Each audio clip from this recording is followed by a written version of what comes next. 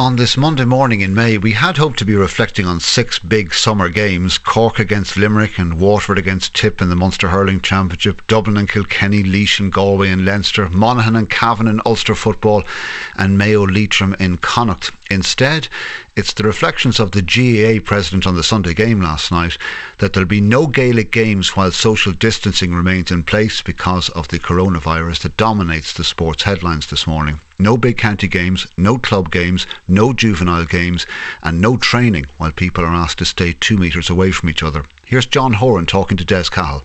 If social distancing is a priority to deal with this pandemic, I don't know how we can play a contact sport, and that is what Gaelic Games is. It is a contact sport. I have a bit of an issue about this closed doors concept, because if it's safe enough for the players to be in close contact on the pitch, I think then it's going to be safe enough to have a certain number of people in a gathering.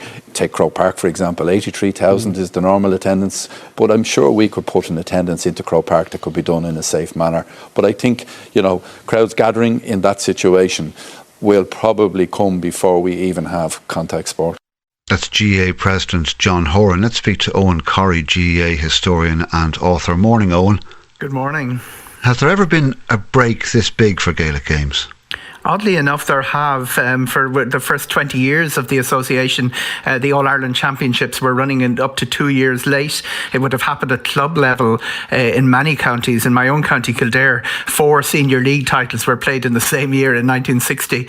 And, big, huge events in GAA history, like the foot and mouth outbreak of 1941 caused the postponement of the Munster Championship. Cork won 4 in a row. Tipperary actually beat them when the Munster Championship was finished late in the year.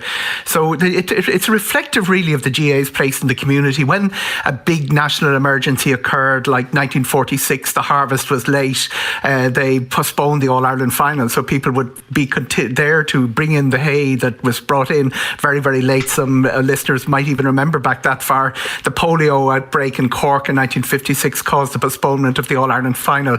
But we've never seen the entire championship put on hold. And it is reflective, as I say, of the pretty unique structure of the GAA. Yes, but not just no championship, no games at all. Yeah, it's, in most sports in the modern age would have a fairly big gap between the elite, the big money generating, the television end of it, and the big participation level where you're trying to get ordinary people out for Sunday morning matches.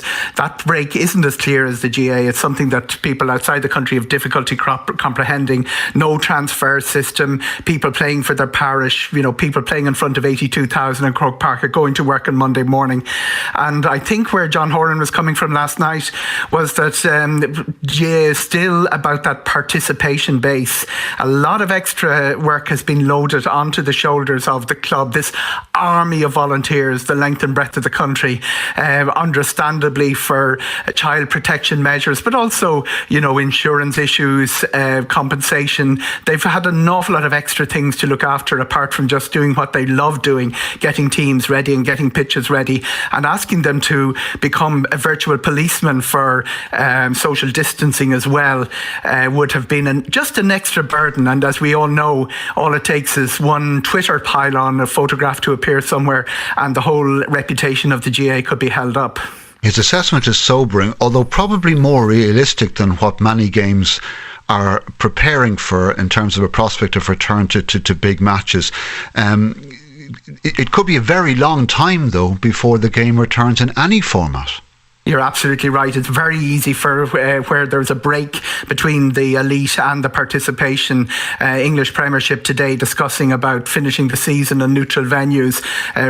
Barcelona gone back into training today. Real Madrid will be going back later in the week.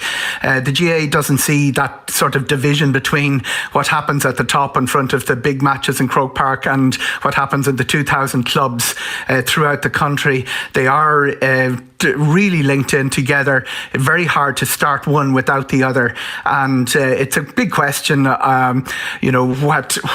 impact this will have on sporting culture in Ireland and on our Irish culture.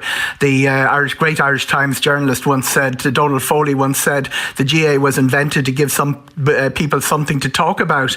Between April and September every year, we are going to have a very, very empty summer if the GAA isn't allowed to proceed at all the different levels, club, province and national, that it previously did.